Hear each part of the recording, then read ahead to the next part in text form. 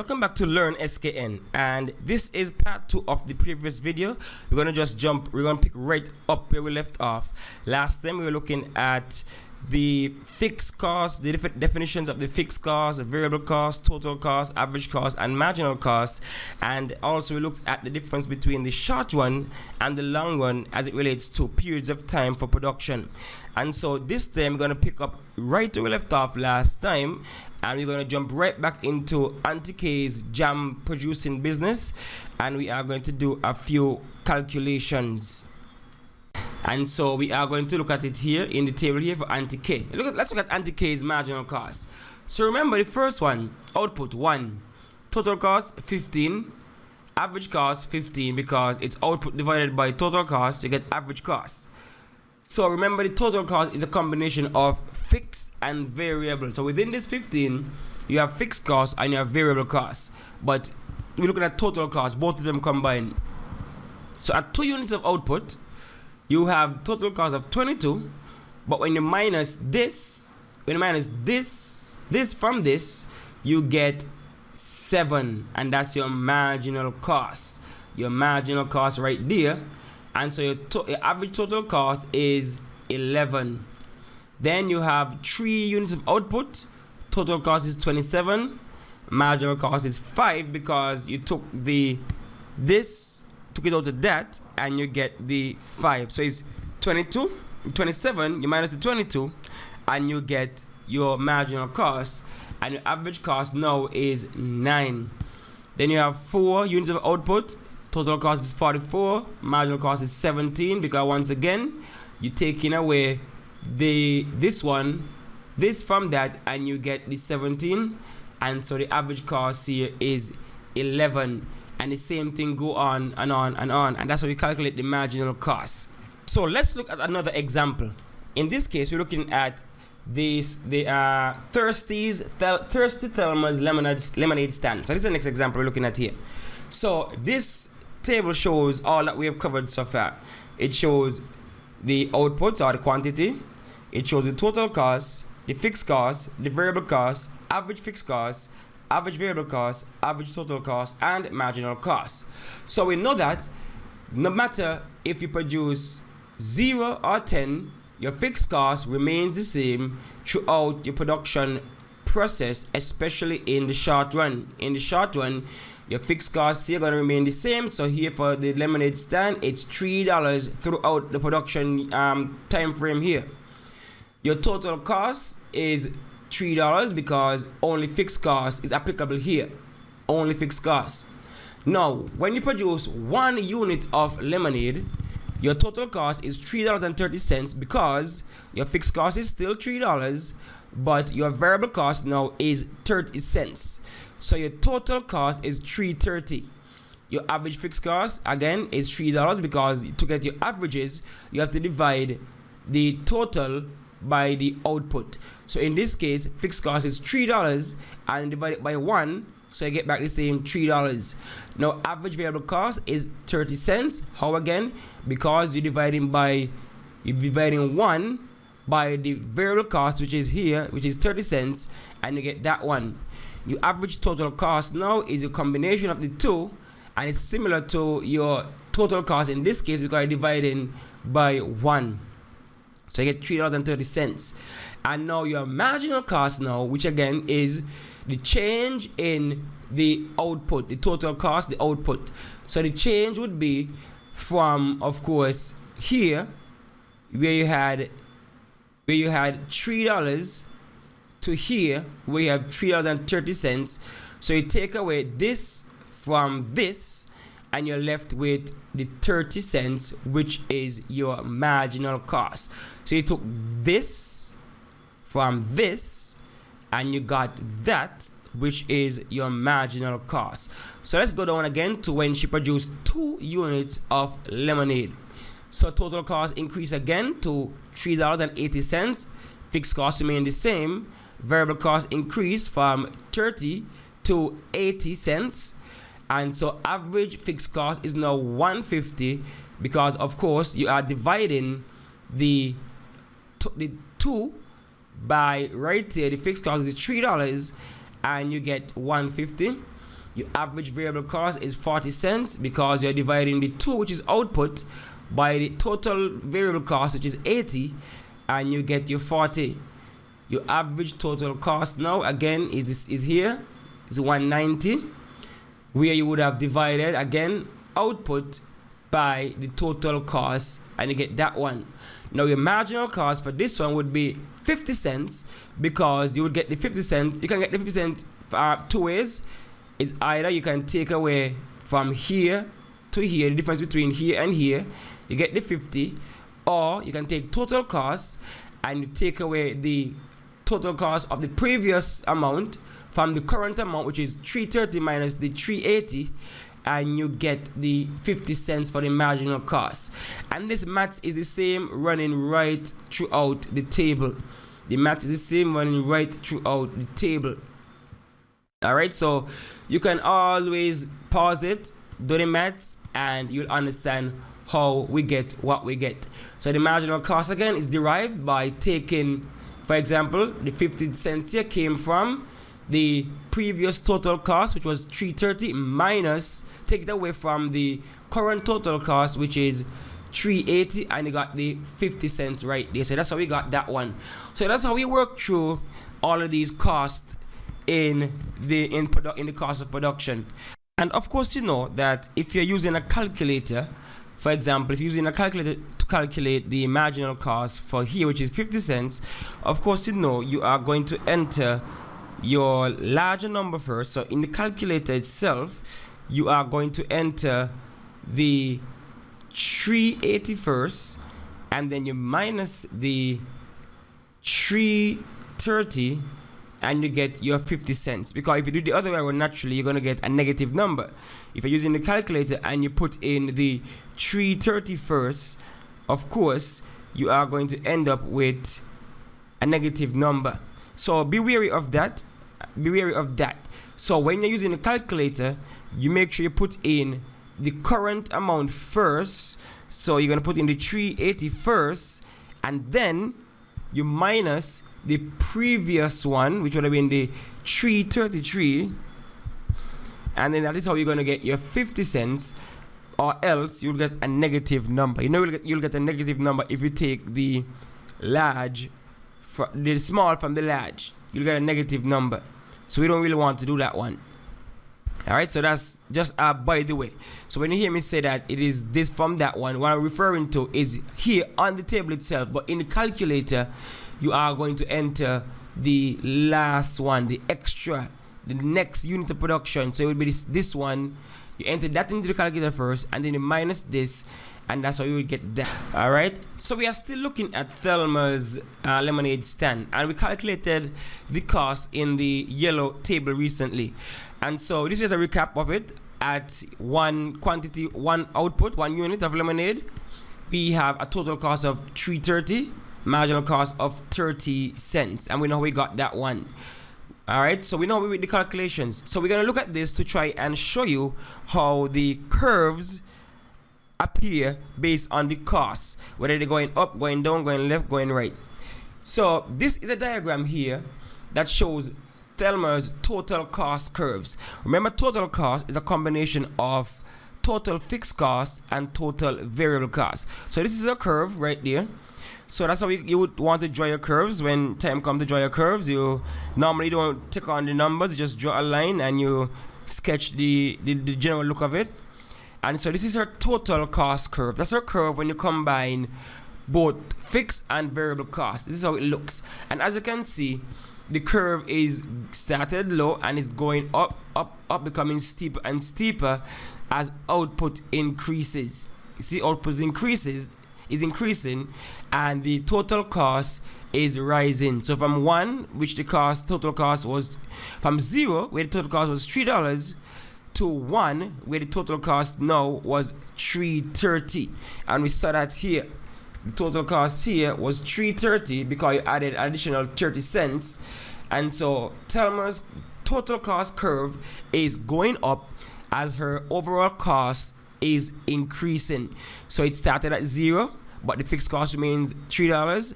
At 1, you added an additional 30, cents, so it gone up between this. So somewhere between is the 30 cents, and it goes all the way up until you reach the total cost of 10 units with a total cost of $15. So that's her total cost curve. Then you have what you call the average total cost curve. And if you would observe that her average total cost curve started high, then it started going down, it peaked, it leveled out, and then it started moving up slightly. So this curve is considered a U-shaped curve because the cost would have started high, came down, and then started going up again.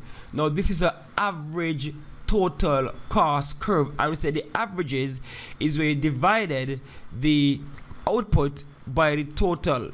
So in this case it would be the output, you divide that by the total. So remember, when output was 1 and output was what? You divided it and you got 330. So it's somewhere between there. Output was 1 and the cost was around 330. And then output was, when output was 2, let's go back. Output was 2. When output was 2, the total cost was 380.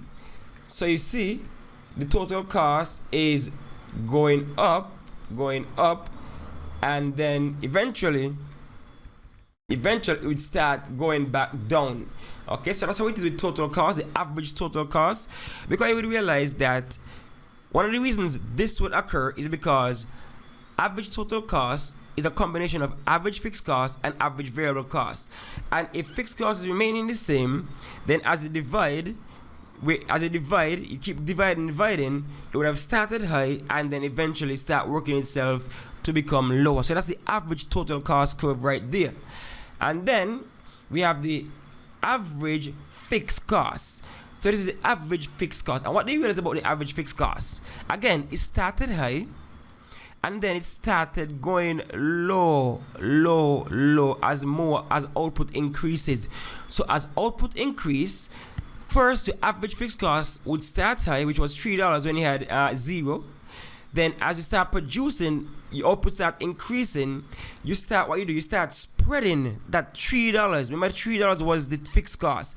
So you start spreading that $3 across more and more units, and so therefore it would start going down. The average fixed cost would start going down because it's spreading that same $3 across more and more units. So therefore those units can help to supplement the fixed cost. So as the fixed cost, as output was low, you would have had a high fixed cost, but as output rises, the average fixed cost begins to drop because you are spreading the cost across more units. So whereas you would produce 1 and the fixed cost would have been $3 still, you produce 2, fixed cost is still 3, you produce 4, fixed cost is still there, because if you divide 1 by 3, you get 3. You divide the same 3 by 2, now you're gonna get what? 150. So it's going down.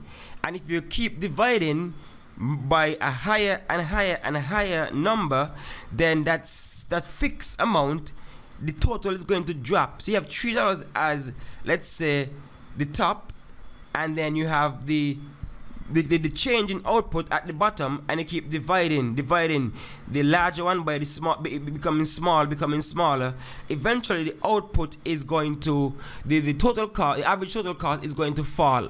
That's just how the maths work.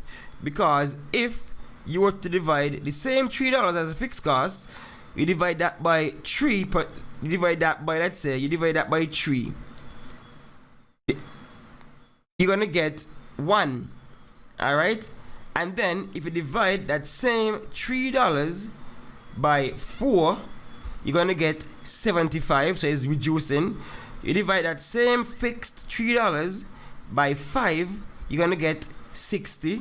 Now you divide that same $3 by 6, you divide that same $3 by 6, you get 50, and it goes on and on. It goes down. So that's why a fixed cost curve falls as output increases, because it's spreading the fixed cost across more and more units. Now you have the marginal cost curve coming into play.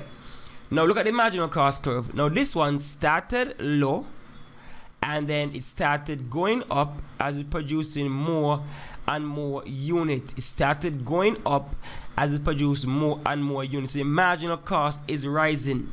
And if you observe that the marginal cost intersects with the average total cost curve at its minimum, right there at its minimum. So that's one thing to note. The marginal cost curve intersects the average total cost curve at its minimum. When the average total cost curve is bottoming out, when it's at its minimum, that's where you intersect with the marginal cost. After that, the average total cost curve starts to rise. So it starts to rise. So once the average total cost curve is below the marginal cost curve, the average total cost begins to rise. All right, you see that? It begins to rise. So that's one thing to keep in mind, and I'll mention it later on. So this is your marginal cost curve right here, striking through both the average fixed cost and the average total cost curves. Boom, right there, marginal cost, and the marginal cost begins to rise as output extends, as more and more output extends. Now if you go back to the schedule that we had earlier, look at the marginal cost. Your marginal cost is rising from 30 cents to 50 cents to 70 to 90 to $1.10 to $1.30. So it's rising as your output is increasing. It's rising as your output is increasing. So that's why that looks like that. It goes up as the output increase. Now the next cost curve we have here is your average variable cost curve. Your average variable cost curve.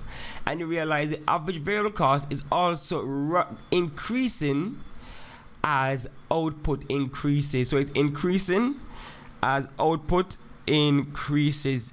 So the average total cost curve and the average and the marginal cost curve intersects where the average total cost curve is at its minimum. The marginal cost curve rises as output increases. The average fixed cost curve falls as output increases, and your average variable cost curve rises also as output increases. So that's the shape of the cost curves right there. So you might get an exam on the CSEC exam and you see this and you have to be able to label it.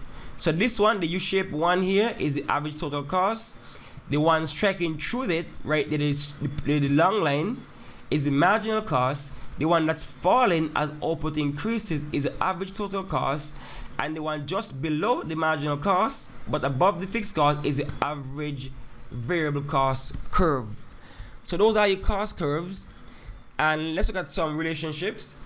Marginal cost rises with the amount of output produced. We said that already, and so we're going on to the next one. So this is the marginal cost, as we said before, and it rises.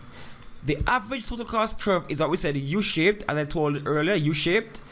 At the very low levels of output, average total cost is high, as we said before, and it's high because fixed cost is spread over only a few units, as we explained earlier, and average total cost declines as output increases. Those are the shapes of the curves. Last one, average total cost starts rising because average variable cost rises substantially. So that's why the curves shape like that, as I explained earlier. And this is the curves again, average total cost. Now the relationship between marginal cost and average total cost, I told you already. Let's look at it though. Whenever marginal cost is less than average total cost is falling. So let's get a split screen view of this so we know what we're talking about here. Let's try and get a split screen. So this is it. This is the textbook right here, and this is the curve I just showed you. Let's zoom in here. Okay. Let's try and put a little side by side here. So let's see if we can discuss this thing here better.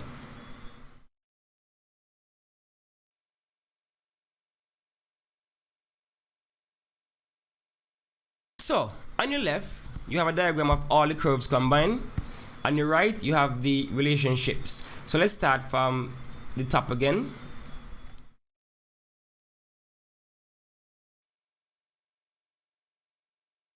So it says here, the average total cost curve is U-shaped.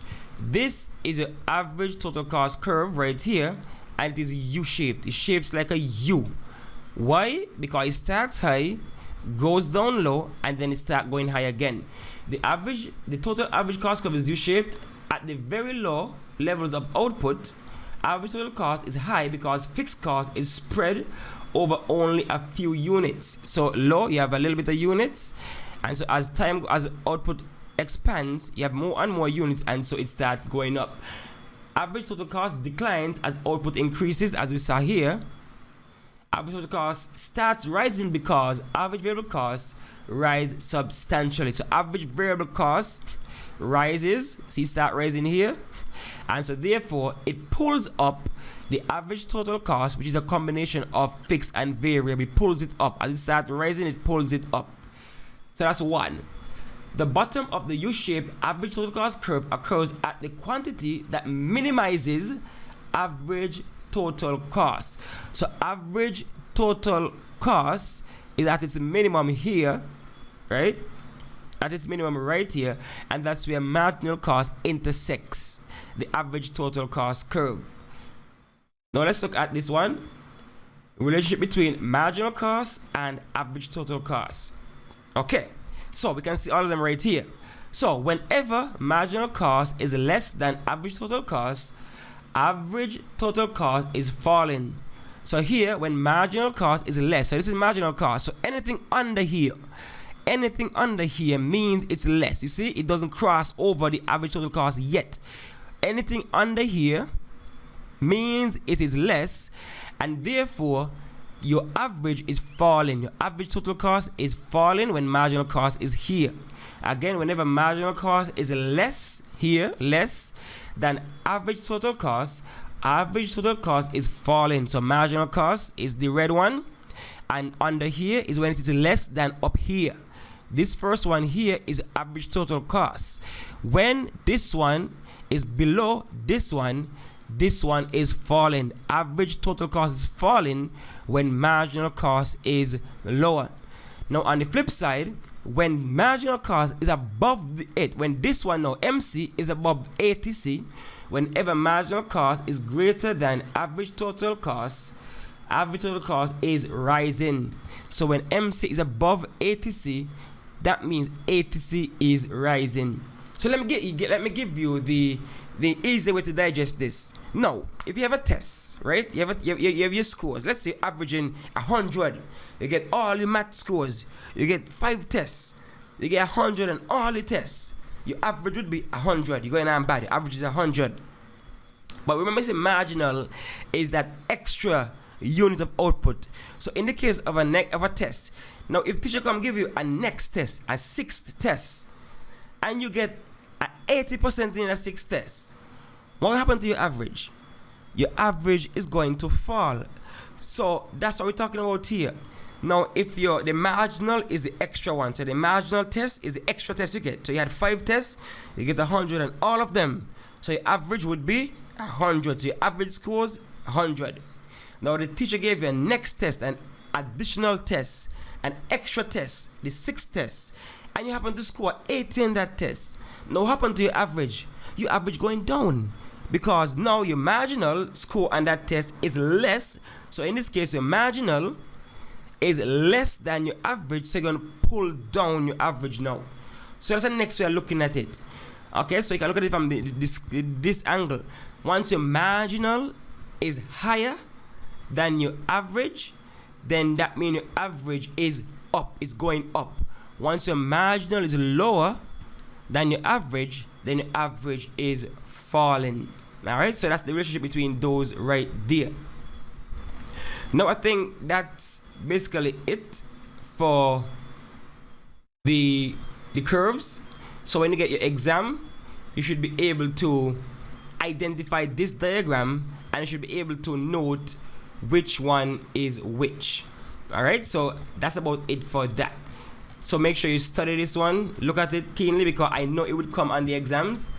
And so you have to be able to say which one is marginal cost, which one is total average cost, which one is average variable cost, which one is average fixed cost. You might have to say the relationship between each of them, and yeah, that's what you have to do. Alright, so we are going to stay there for now. We're going to stay there for now, and next time we're going to look at a next section. So for the syllabus in this video, we would have covered the difference between the long run, the short run, the fixed variable cost, total cost, average cost, and the calculations. So that's it for now. Make sure you like and subscribe, and hit the notification bell for when a next video drops from Learn SKN. Thanks for listening.